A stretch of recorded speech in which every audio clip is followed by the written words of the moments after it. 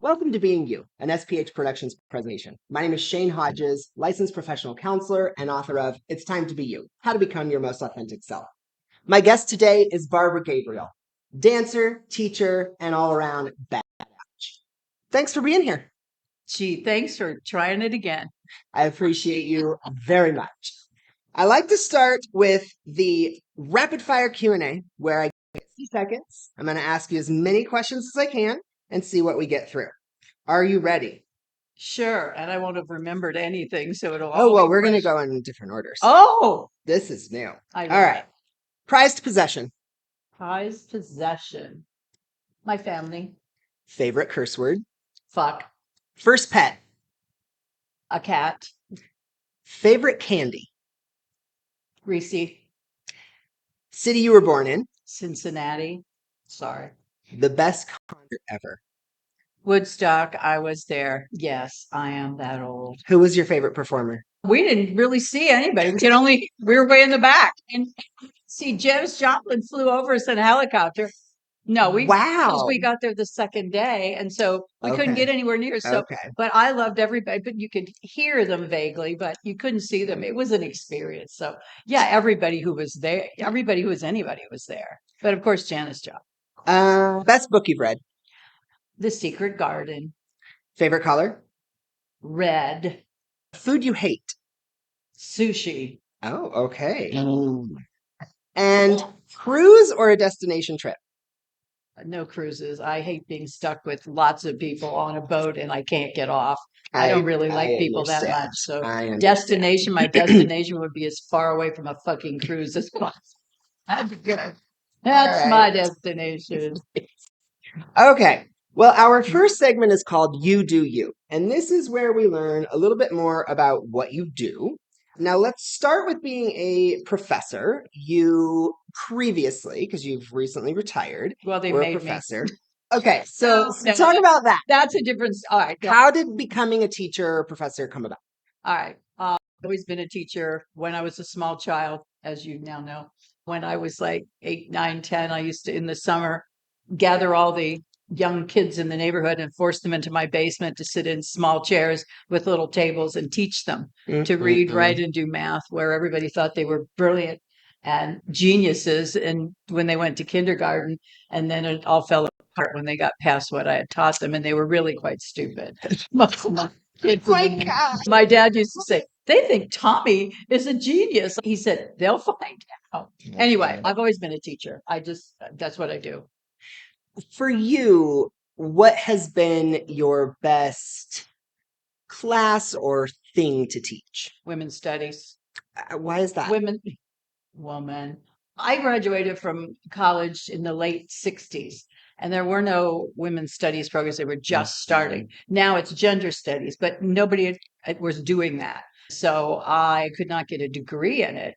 But when I went into higher education, 3 of us at Community College of Aurora in the early 90s created the women's studies program. There was already one at Metro, and I worked with them. So 3 of us, a man and 2 women, created it.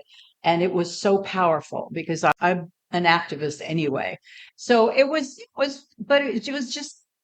empowering for me and for other women. And I love to empower anyone, but especially women. It was the power. And that's when we got Roe v. Wade in 73. And I was marching for that. I always tell kids when I was born, the year I was born, segregation was still legal. Women could not have credit in their own names if they were married. They could not own property. Yeah. This was what in my lifetime. So I was really proud of that. And I wrote at least 6 different classes for women's studies at Community College of Aurora. So I love that. But I'm a historian. As a professor or teacher of any class or subject, what do you feel have been the greatest challenges? As students change over the years, I was in higher education for over 30 years. As time went on and as we get to the present day, kids are just on their phones. And that's okay to get information, but they're not thinking, too many of them are not thinking for themselves because it's so easy to get the answer to something, but it's not so that was frustrating that they don't think as much. I retired with emeritus status from Metro. But then I stayed around and kept teaching for several years until they said, "Why are you still here?" How do you feel now about being out of that? I miss it. I love teaching. I am a teacher. I teach dance, but it's not the same thing. It's also a joy. It's an equal joy. Hmm. But I miss it. I miss especially classes like gender studies and women's studies. And I had a great class that we couldn't call it that anymore, sex and society. And I always had men in my classes. I wanted everybody. I mean, I said, if you take Yeah. African American history, it's not just for African Americans. Everybody should go. Yes. So I miss teaching. I know that I have many other things to do now. I'm trying to accept but I do miss it. I'll always miss it. This is a bit of a tangent, but I have a question about Us on a that. I tangent? know, hard to believe. Shocking. With that, you know you have other things to do. Do you know what those things are, or are you waiting for that to come to you? No, I know. I'm a very spiritual. Hmm. I'm a very spiritual pagan, and my power is getting stronger. Not my power, but the power of the people around me who have love and light. I know that sounds just hokey, but it's real. And I'm right now working spiritually to support people who are struggling. I've had such a lucky life, a good life. Nice. My parents were Ward and June Cleaver, literally, and I grew up in a privileged middle class, but never for wanting anything. Hmm. And so right now, and I have been most of my life, I call myself the eye of the storm. People around me have all kinds of horrible things happen. I've had attacks on me physically in life, but doesn't everybody go through shit? Hmm. But yeah, I'm the eye of the storm. I have a lot of energy and I try to help people. That doesn't mean I don't fall and fall apart and lay on the kitchen floor going, ah! And I go, fuck, get up.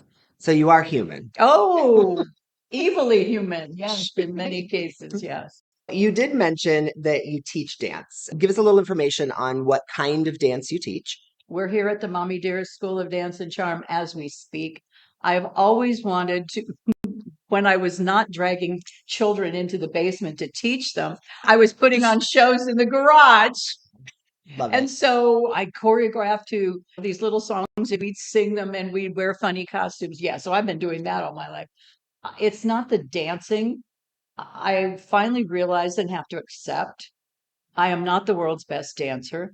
I'm not the world's best singer, but I'm a really good creative choreographer. I can put a show together. And the students are always like, yeah, but this and that's not going to work. I said, how many fucking years have I been putting shows together? I know how to put a show together.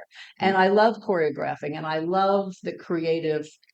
I don't do pieces. I do dances. I mean, I'm just kind of low class kind of with that. It's like, I want to choreograph a piece that I'm like, I'm going to choreograph a dance to this song. Nice. So I love the creativity. I love it. And I couldn't live without creating in some way. I could not live. I get that. I know you do, Mr. Need Creative. that outlet as well. Yes. So again, real quick, you mentioned the studio name, but what is the name of your studio? Studio is Mommy Dearest School of Dance and Charm, and there's a story with that. And it's a good story and a sad story. I have been teaching dance at other studios when I moved here in 75. And then it evolved and I then was renting space and teaching, starting my own little studio. And it was beginning to get together. In 1989, Kirby Llewellyn and a lot of people put together a show called Hooray for Hollywood to raise money for AIDS because that was the pandemic and no one was talking about it. I met so many people then that I did shows with and choreographed with. And after the show, we were sitting around. I said, I need a name for my studio. And I played Joan Crawford with 8 shoulder pads. And of course, the audience was almost all gay men. Love it. I came out as Joan Crawford with a giant hanger. You see it over there, over by the door? Giant Oh hanger. my gosh, that's I hilarious. came out and the entire every audience jumped to their feet in wild applause. I hadn't done anything. I'm like, okay, we'll name it the Mommy Dearest School of Dance. And Jim, my partner, said, and charm. And I said, yes. So it is named for those men. And don't cry, Barbara, because even today, all the men in that show are gone. but they gave their lives basically to try the new drugs, and which is why I'm a lunatic today when this administration withholds AIDS drugs for Africa, because we worked very hard. So anyway, I didn't mean to get all heavy on you, but it brings joy because it makes me laugh. Well, that's part of But your it's story. and so I've never changed it, and I never will. Well, thank And I you for am a sharing. little bit A little bit. Is there a particular style of dance that is your favorite to dance and or to teach? both. I'm teaching more and dancing less because I have a heart lung thing going on now. But musical theater. I'm a musical theater choreographer. Nice. I have had kids come through here who their parents wanted to be ballerinas and all this, and I kept going. Mom Rhiannon, who lives down in my neighborhood, she's been here since she was like 4 years old. She's now a teenager. And for her whole life, they were like, you need to. And I said, she's a musical theater kid. She's a musical theater kid. They walk in the door. I'm like, we have a little boy now who's 8 years old, Spencer. He's a musical theater kid. So I love musical theater. I love the singing and dancing. As a teacher, what do you want or hope your students take away from the experience? Family. Mommy Dearest is a very small studio. I consider it a family. Through the years, it's been very dysfunctional, but we're at a place now, and the people at the studio right now have some serious problems and issues, but it's a family. And I watch people grow up here, and they don't just grow in their ability to dance. I hope they grow in their ability to stay strong and be a kick-ass woman, because that's what one of the fathers said to me. You're showing these girls how to be a kick-ass. Nice. Because I own this building, paid for. I never married. No one wanted me. People say, why'd you not get married? I said, nobody wanted me. I'm so sorry. And of course, my favorite line, I didn't want one, and I wanted all of them. And I've done my utmost. I think you have been successful. I applaud your efforts. Not done yet, by the way. Hell no. Young men. Okay. Well, thank you so much for sharing about the professional side of things. Now let's move into our next thing, which is who are you? This is where we get a little more personal. This is usually the fun stuff. I'm so shy. So at this point in your life, how would you describe Barbara? As kick-ass, but it's just, I am so excited about my spirit, and my mind are actually expanding as I get older, but my body is not keeping up. It's just not, and that's life. That's life. Yeah. But That is the but I least- feel stronger here and powerfully as a pagan, and as a pagan woman, I can use energy. Something to be able to help myself, but I can help others. You and I were talking about that before we started. How do you use that energy, and what is that for you? It's hard to describe energy. It's a light. I think we all have light and dark in us. So as a pagan, we try to balance, but just holding that light, and I'm able to, if people will willingly give me some of their light energy, magnify it and send it to people that need it, which is what we do in our pagan circle. It's all about helping each other and the world.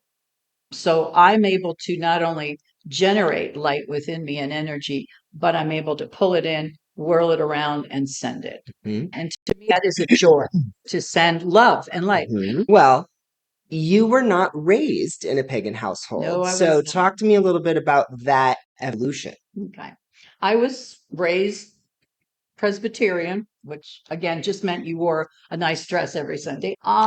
Yeah, so I just started having memories of past lives when I was about in the 7th grade.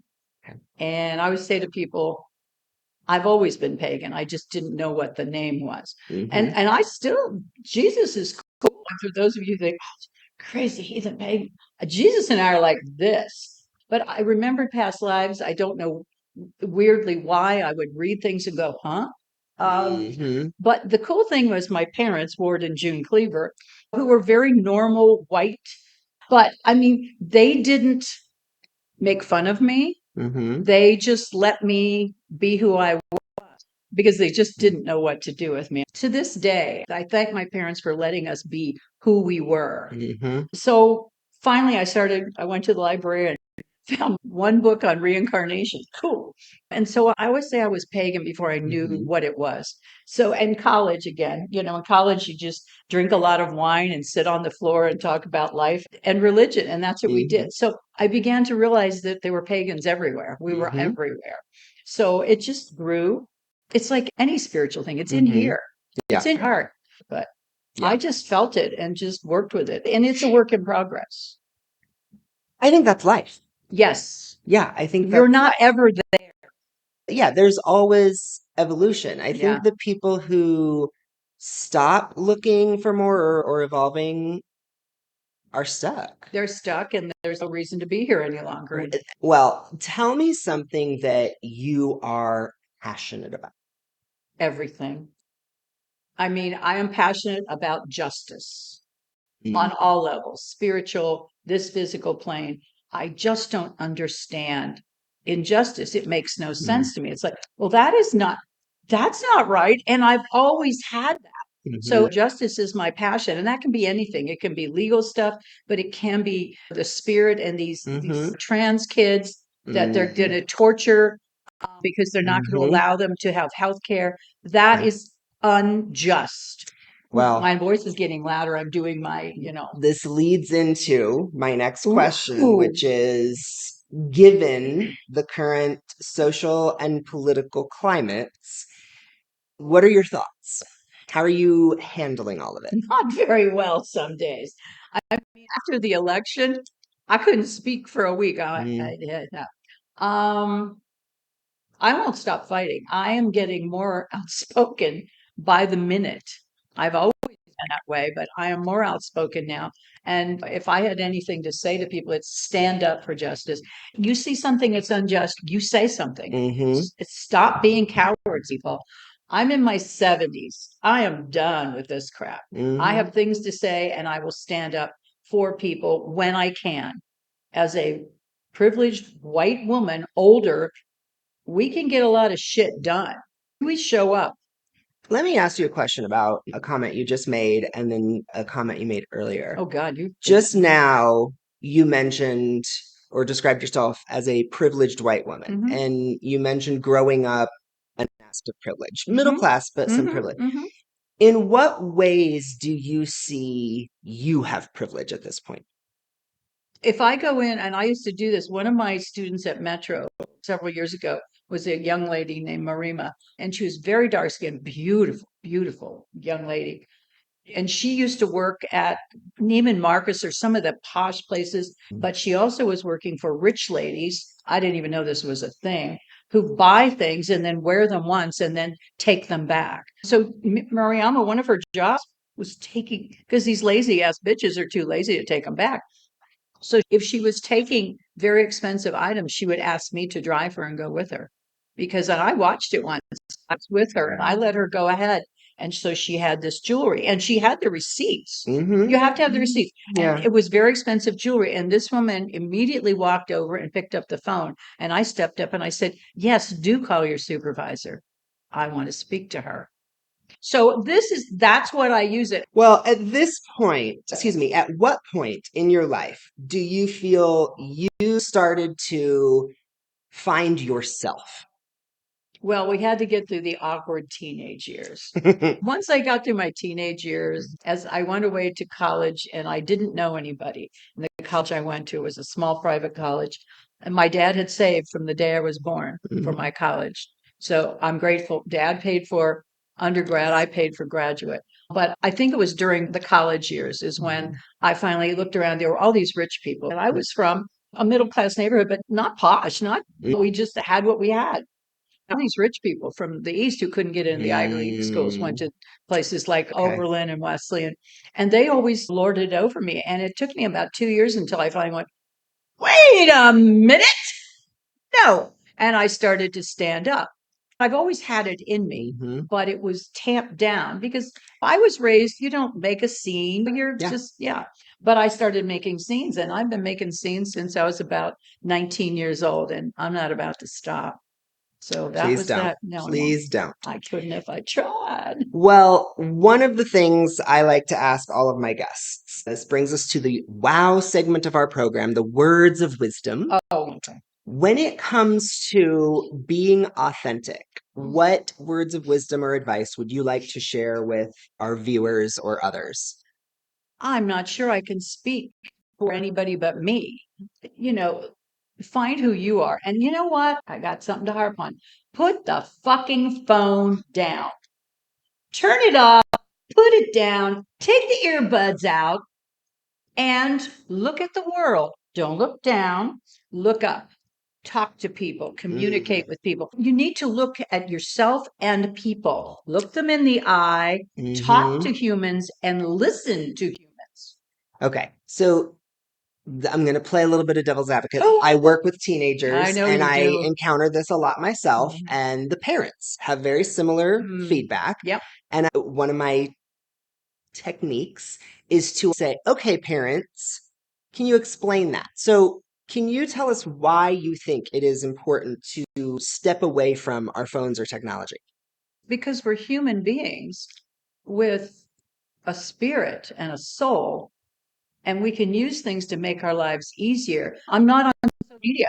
I'm allergic to it. I think it's a very negative force in a lot of people's lives. That's just my choice. To each their own. But did you ever read 1984 or Brave New World? This is it. If you let technology become your life, I think we're in big trouble.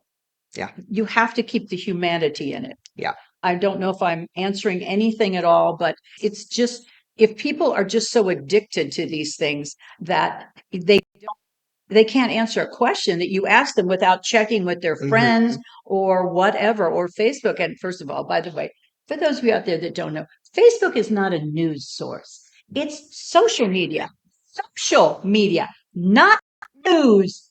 Okay. Yeah. Yeah. So again, use it for what it's for. And I use my phone, and like I say, it amuses me sometimes. Our shows are on. We have a website. Our shows are on. Our dances are on YouTube. Great. It's lovely. I think we'll be on There's YouTube. a place for it. There's a place for it, but it cannot take the place of your spirit, of your humanity. Don't let it do that. One of the things you mentioned was look up, look at people, and communicate. I love that because I am a huge proponent of communication.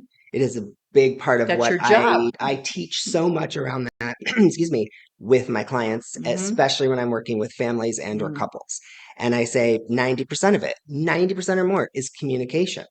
And I can acknowledge with the technology and evolution, as with every generation, we communicate differently. Yes. And there is communication through technology. We have to acknowledge what, if anything, is missing from different forms of communication.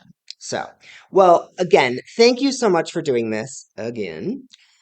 You may not know this. We've already done this once. Technical difficulties. And I was more of a blithering idiot then than I was now. I was. That being said, again, thank you so much. I very much appreciate you. What information would you like to share with our viewers regarding your business, how to contact you, how to get information on your shows, learn about you, any of that? Okay, and I'll have you give it to you and you can put it, I guess. Yes. So it's going to be the studio website, which is Mommy Dearest, mommydearestdance.com. It has our schedule on it. It has when shows. It has the phone number, and the phone number is my phone number. I am the studio. So that you can communicate. You call it the Badass Hotline? I will now. I think you should. I will now. So yes, call the Badass Hotline. She's amazing. All my dancers they have millions of social media accounts. One last word that I have a list of kill me if, and one of them is if I ever try to find true love on the internet, kill me. Kill me. Oh my God. Okay, if I ever wear socks and sandals, kill me. Okay, thank you. I go applaud that one. Oh my God. Same. If I am out there, first of all, I'm not going to be mowing my own yard. But if I am in socks and sandals ever, I'm lost it. It's over. He's lost, and I will kill him, and he will kill me. Oh, we've got a We have a pact. It's like that if we're not married by 40, but no, we're going to kill each other don't instead. Kill me. You're married, and I'm still here. I love that. I think we all need that person. We do. All right, we've got a pact. Well, thank you all for watching. I appreciate you. Again, Shane Hodges, author of It's Time to Be You, How to Become Your Most Authentic Self. Stay true to yourselves. Be authentic. Have a great day, everybody. Thank you for watching. Thank you.